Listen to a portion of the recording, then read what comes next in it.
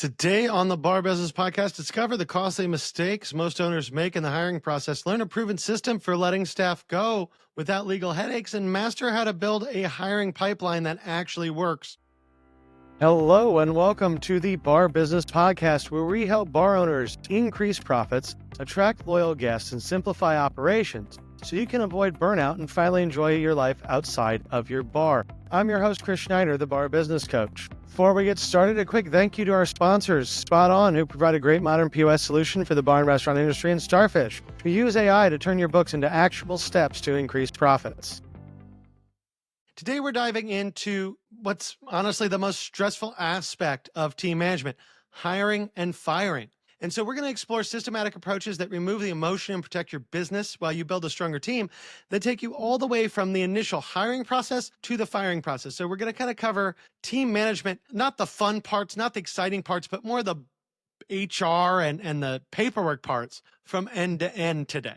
Now, one of the things that is terribly hard in the bar business is hiring the right people. And there's a lot of challenges when it comes to our ability to hire the right people, knowing when to fire them. And a lot of us get very scared of the idea of we cannot hire someone better, or we can't hire someone else. Now, I have never taken that approach. And it is true that some bars out there do have issues hiring the right people. However, when you hire folks and you have a right process and the right pipeline, it becomes easier. And then one thing that is absolutely true, you don't know everyone that you're hiring, who they are before you hire them. So yes, hire fast, but also fire fast. If somebody's not a good fit, cut it off quick, because bad hires are going to have a negative impact on your culture.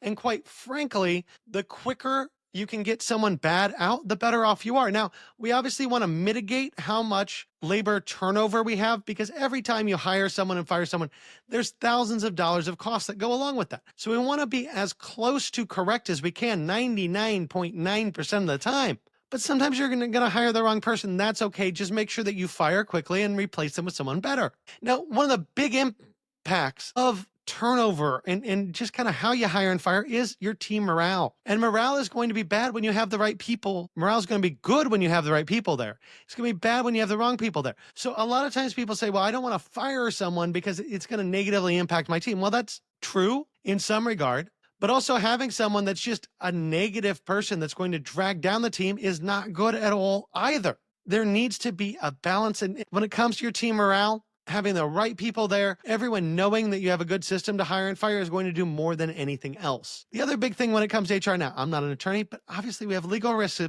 involved all over the HR spectrum. So take anything I say and run it past your attorney. Because as we go through here, there are different laws in every part of the world, in every country, within the United States. There are different laws within every state, sometimes within every county, sometimes within every city. So understand that what I'm giving here is generic advice, but make sure that you run everything that you're doing with regards to your HR past a qualified HR person or an attorney to ensure that you're not running afoul of any local laws or state laws that may cause some trouble for you.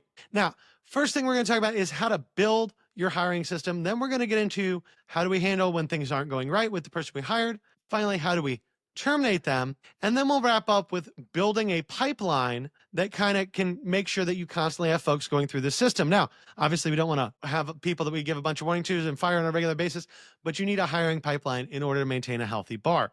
But we will get to that at the end. So to start off, we're going to talk about building your hiring system. And when I say hiring system, what I really mean is, how do you hire somebody? What does that procedure look like? From the time you post a job ad to the time you tell someone they're hired. What is that? So the first thing that you're going to need in order to have a good hiring system is clear job descriptions.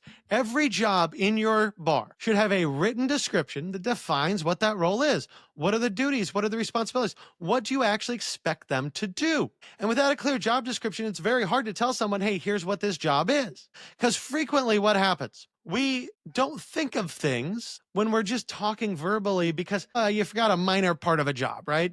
The bartender is responsible for taking out all the trash at the end of the night. You forget to say that, and then a bartender gets hired and they go, well, I don't want to take out all the trash. What the heck is this? It should have been in your job description. So make sure you have detailed, complete, and accurate job descriptions. Now, once you have job descriptions, you're going to use those. There are 1,000 ways to write help wanted ads.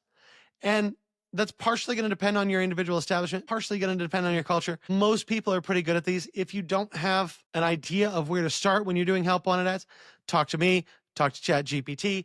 There are different ways that you can get there, but I'm always happy to help if you would like some help there. But the big thing is not that help wanted ad in my mind. The big thing is the structured interview.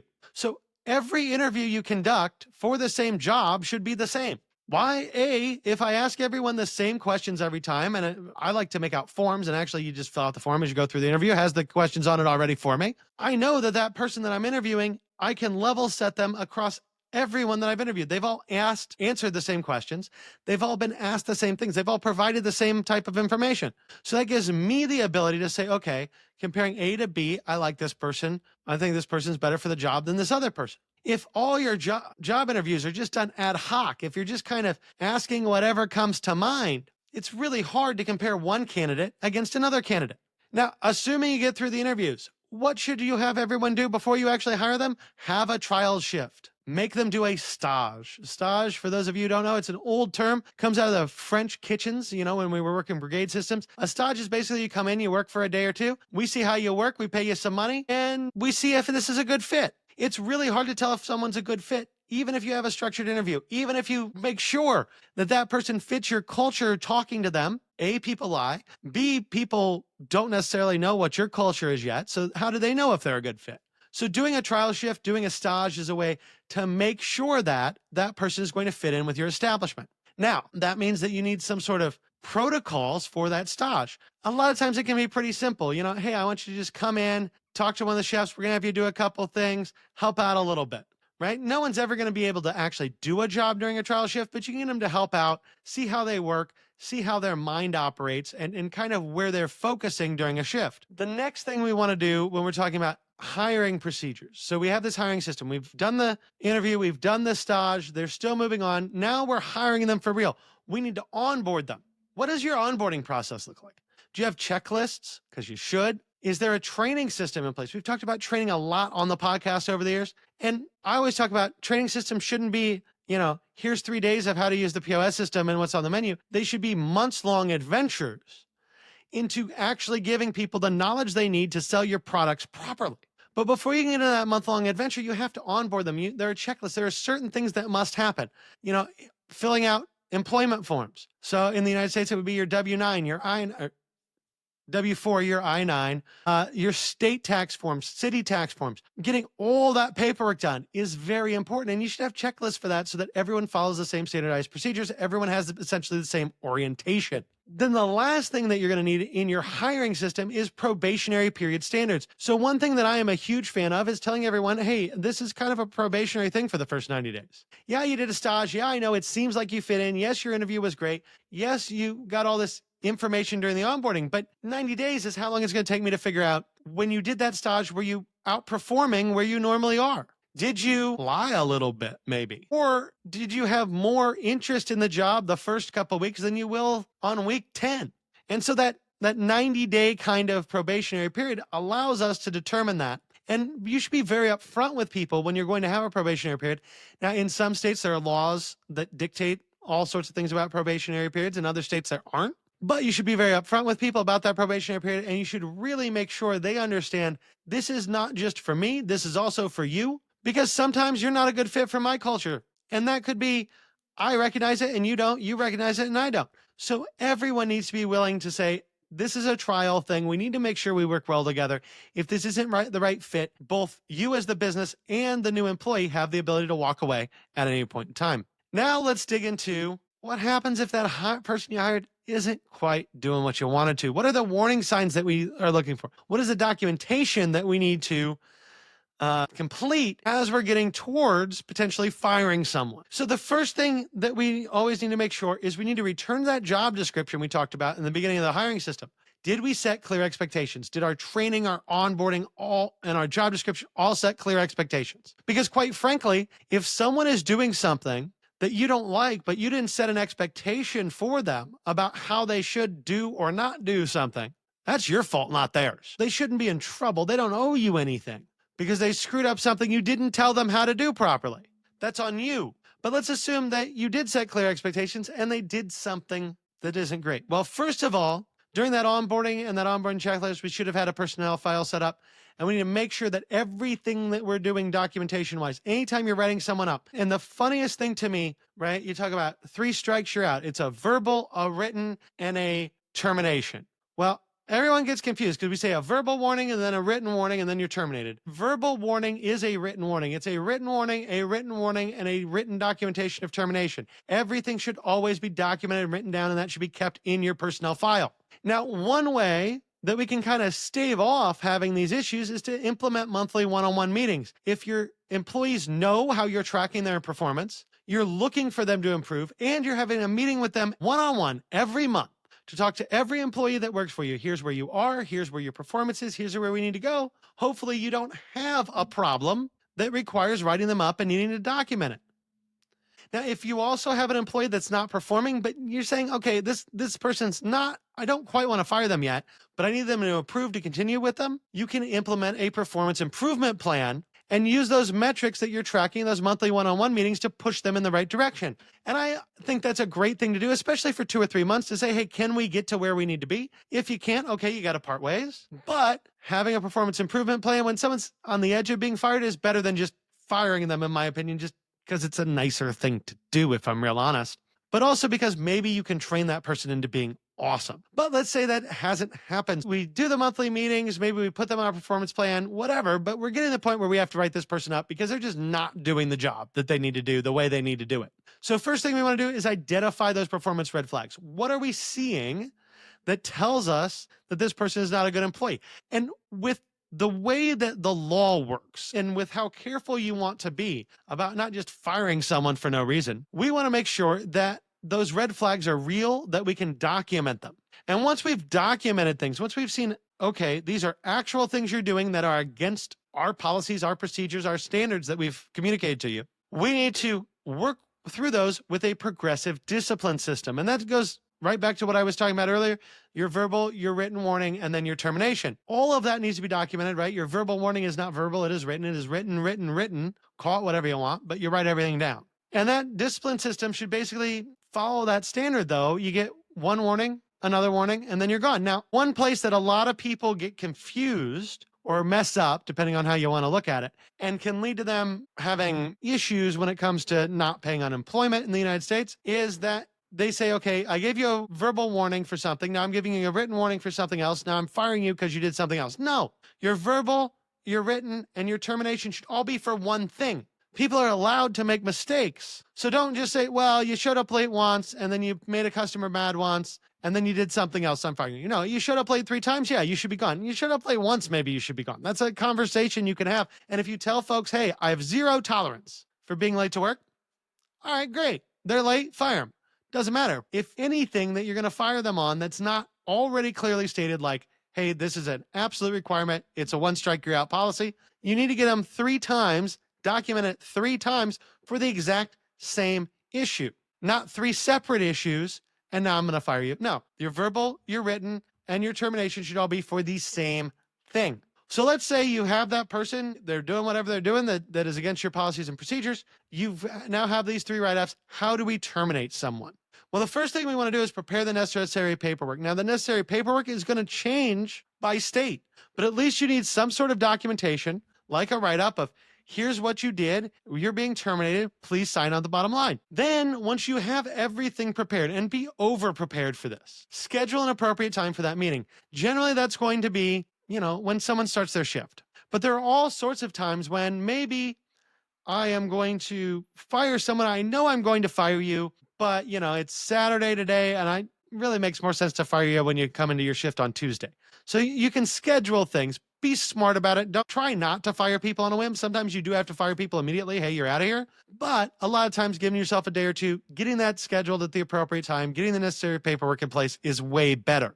That also gives you time to plan out your conversation. What should happen? What shouldn't happen? How does this go? And quite frankly, you can boilerplate this. Every large company in the world boilerplates this. I have fired people at Fortune 500 companies before when I managed for them, and you just read a script. You can develop a script for your BART. Now, obviously, that script's going to be different state to state. There are different things that you need to include or not include. That is something definitely to run past your attorney, but plan out your conversation, and if you want, have a script ready to go for that. Another consideration when you're terminating someone is final pay. Some states require you when you terminate someone to hand them their pay immediately. Some states just say, okay, on the next payday, pay them. But understand what that final pay looks like and how to make sure that you're following all the laws in your jurisdiction to get them their pay properly, on time, in the correct amount. The last thing you want to do is fire someone and then screw up their pay at the last minute, because they're going to be very angry, resentful, and might try to come after you. So you avoid that by handling their pay properly and giving them clear guidance, clear information on when to expect to be paid and how much. Now, that takes care of the person that you fired, but there's a few things that you need to do inside your organization as part of your termination process. Number one, you need to look at how you're managing your team communications. So what are you going to tell the rest of your team about why this person got fired? Depending on what it is, sometimes you might just want to tell them straight up, hey, here's what happened, and this is why. Sometimes you may need to maintain some confidentiality there. But know how you're going to address this firing with your team, and then plan to have that conversation with them to give them some understanding of why whoever was there yesterday is not there today. And then the final thing you need to make sure that you're doing is to update your security measures. So if that person had a key, you need to make sure you get your keys back. If they had an alarm code, you need to get rid of their alarm code. If they had any access to anything, you need to change everything where they had access to. And if it's a manager, think about things like safe codes, online logins. All of that needs to be handled. And preferably, when you're scheduling and planning the conversation, you're also getting ready to have all these security measures ready to lock them out instantaneously as you have that conversation. So that covers kind of hiring to what happens if you have problems to firing. But I want to wrap this up. Ending on firing would just be a really downer way to end a podcast. So let's talk a little bit about building a hiring pipeline. And this is something that I think everyone needs to do. You need a pipeline of people coming into your bar. Now, the best way to have a hiring pipeline is to be an industry bar. Develop those industry relationships. Have bartenders, servers, people that work in the industry come into your bar on a regular basis. That gives you a hiring pipeline. If they like your bar, they like hanging out there, they probably want to work there. But make sure you have a way to have this pipeline. And one of the best things to always keep in mind is you are hiring every day. You have ongoing recruitment. You are never fully staffed. Constantly, you are hiring. Now, I can already hear some of you saying, well, I have 7 positions. I have 7 people working for me. Why would I continue to hire? Well, maybe you can get somebody better than who you have there now and bring them in part-time a little bit. Maybe B, one of your employees just decides they quit one day. Do you have any way to replace them? Well, if you had a pipeline, you're there. And find ways to just make sure that you constantly have applications and people that you can bring in. So how do we do this? Well, the first thing we want to look at is internal promotion paths, right? I am a huge fan of hiring from within, promoting people that want to be promoted, giving them that opportunity. So make sure you have paths to promotions. This can easily tie in with your training strategy. If you're doing what we talked about earlier, where you're looking at a training strategy that is 4, 5, 6, 7 months long, 3 years long, you should have indicators of when someone's ready to be promoted due to your training. And so you already have that built into your training system to know, okay, I can just internally promote this person tomorrow. Maybe you have that, maybe you don't, but always look at internal promoting first. Then, to keep your hiring pipeline running, we want to maintain a database of candidates from outside of the company. So everyone that applies, whether they're filling out an application in person in the store or they're doing it online, you need to know who they are, have that database ready to go. I always took all the applications, I would keep them in a file and have them ready to go at all times to look at. And then I would kind of grade them as we went through. So I would have, a top 5 or 6 applications. These are the people that I am absolutely calling if someone quits or if I need someone, period. So I was ready to go with those candidates. The next thing I would recommend that you do is schedule regular hiring events. And a lot of people think, hey, why would I invite the entire town in to apply for a job? Well, hiring events work for a couple reasons, but here are the reasons why I really like them. First and foremost, when you have a hiring event, I'm saying, okay, come in this Wednesday or Thursday between 3 and 5. What have I just done? I've seen how interested you are in actually having this job. I made you come into the store, not just fill out an application online. So I know you're motivated at least enough to get off your couch and come in and do this in person. I have also realized that you're reliable enough to show up in a time window, right? If the window is 3 to 5 or 2 to 4, whatever it is, and you show up at 4:05, sorry, we're done. come back tomorrow. But how motivated are you to show up in that time window? Also, with a hiring event, what I like to do is have people fill out an application. Then I do a short interview, like 10 minutes on a form like we were talking about before. And that way you can do, you get a couple managers in there, or you as the owner and your manager in there. You could interview, in theory, 30 or 40 people in a day. And now, is that an end interview that's actually going to give you all the information you need to make a hiring decision? No. But it's a base interview that's going to say, okay, we had 30 people show up. Based upon applications and interviews, 5 of those people are worth talking to in the future. They fit the culture. They fit the mold we're looking for. They are great candidates. And then you can call those 5 people back in for a second round of interviews. The other thing that I would really recommend doing is create an industry or employee referral program. Now, I always called mine an industry referral program because I relied not just on my personal employees to refer potential employees to me. I relied on the people that were in the industry that came into my bar to potentially refer people to. It's funny, but my hiring procedure when I need someone used to be ask my staff if they know anyone that they think would be great for the job. If not, I asked the people from Outback. If Outback failed, I asked Rock Bottom. If Rock Bottom failed, I would ask Bravo. Like, I had a list of restaurants in a specific order based on who came into my bar and who I trusted, that I would ask them, hey, do you know anybody looking for a job in the industry that would be good a fit for here? Have an employee referral program, have an industry referral program. But anytime you can get some personal information, somebody vouches for someone, that tends to be a good indicator that they're going to be a good employee, because most people don't like putting their credibility on the line for someone that is not going to work out. And the final note I will say on maintaining this hiring pipeline is to watch for industry trends, right? Just like anything else in the industry, trends around hiring change on a semi-regular basis. So make sure you're looking at what other people are doing. You're adjusting how you're behaving to those. At the same time, though, don't get caught in the trap of everyone else is doing it, so I should be doing it too, right? If your friend asked you to jump off a cliff, would you? Same sort of situation here. Because sometimes when everyone else is doing something, you're better off being the contrarian, and that's what sets you apart, and that actually allows you to hire better. But make sure you're at least monitoring the trends so that you know what's going on and you can make an educated decision on whether or not you're interested in playing the same games that other people are playing. So remember, successful hiring and firing is not about gut feelings. I mean, it is, but it's not at the same time. It's about having systems in place that protect your business and build a stronger team. By implementing the strategies we've discussed today, you can remove emotion from these critical decisions and maintain a positive workplace culture.